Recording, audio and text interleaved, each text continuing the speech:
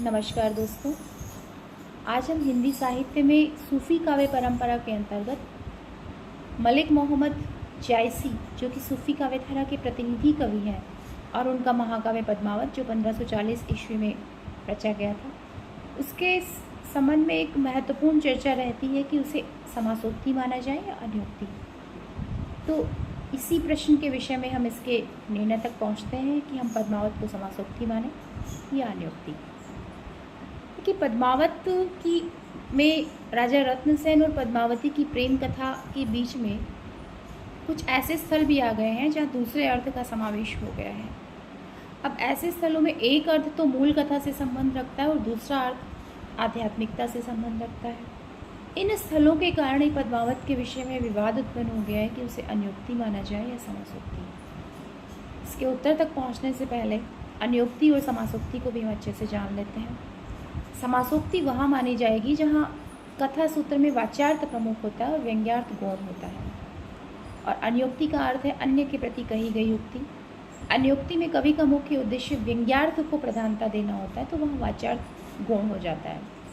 दूसरे शब्दों में यह कहना समीचीन होगा कि अन्योक्ति वहाँ मानी जाएगी जहाँ कथा प्रधान न होकर के और उससे व्यंजित होने वाले सांकेतिक अर्थ की प्रधानता हो। पद्मावत में आए ऐसे अनेक प्रसंग आए हैं जहाँ पर कि जो है वो व्यंग्य प्रमुख है। बहुत सारे ऐसे प्रसंग हैं पद्मावत में जहाँ पर व्यंग्यार्थ प्रमुख है, तो इनके आधार पर कुछ विद्वान जो है इसे अन्योक्ति कहना उचित समझते हैं। जैसे कि हम एक उस पद को उद्धृत कर दें, तनु चित उर मन राजा खिन्ना, ही सिंगल बुद्धि पद्मिनी चिन्ह, गुरु सुअजय पंथ दिखावे, बिन गुरु जगत को निर्गन पावे। लेकिन बात यह है कि इन प्रतीकों के आधार पर हम संपूर्ण कथा की व्याख्या नहीं कर सकते हैं। पद्मावत में आए सभी पात्र जो हैं उनकी संगति आध्यात्मिक अर्थ से नहीं बैठती है। जैसे कि गोरा बादल है, उसका कोई सांकेतिक अर्थ नहीं है।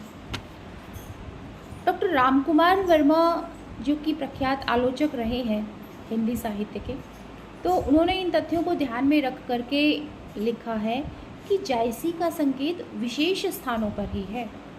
सारी कथा का घटना पक्ष अध्यात्मवाद से नहीं मिल सका, यानी सारी कथा के ऊपर हम आध्यात्मिकता का आरोप नहीं लगा सकते, डॉक्टर रामकुमार वर्मा कहते हैं।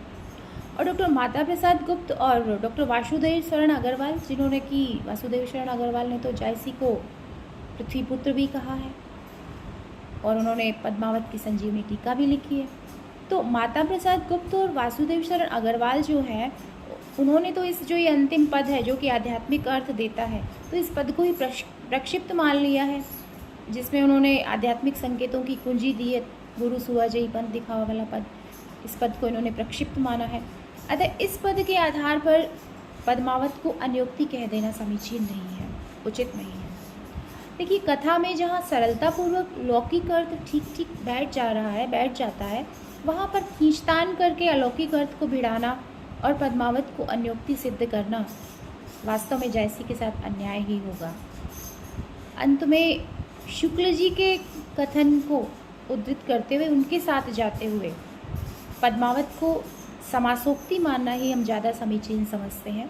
शुक्ल जी कहते हैं कि वाच्यार्थ के प्रस्तुत में और व्यंग्यार्थ के अप्रस्तुत होने से ऐसी जगह समासोक्ति ही माना जाना चाहिए, समासोक्ति ही माननी चाहिए। पद्मावत के सारे वाक्यों के दोहरे अर्थ नहीं है, सर्वत्र अन्य प्रसंग की व्यंजना वहाँ पर नहीं है, केवल बीच बीच में कहीं कहीं पर दूसरे अर्थ की व्यंजना होती है। अब उसमें क्या है कि जायसी ऐसे शब्दों के मोह को छोड़ नहीं सके हैं जिनसे आध्यात्मिक अर्थ की व्यंजना भी होती हो।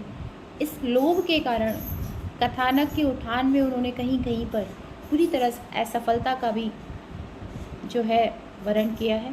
तो इस विवेचन के आधार पर यह निष्कर्ष निकाला जा सकता है कि पद्मावत समासोक्ति ही है, अन्योक्ति नहीं। धन्यवाद।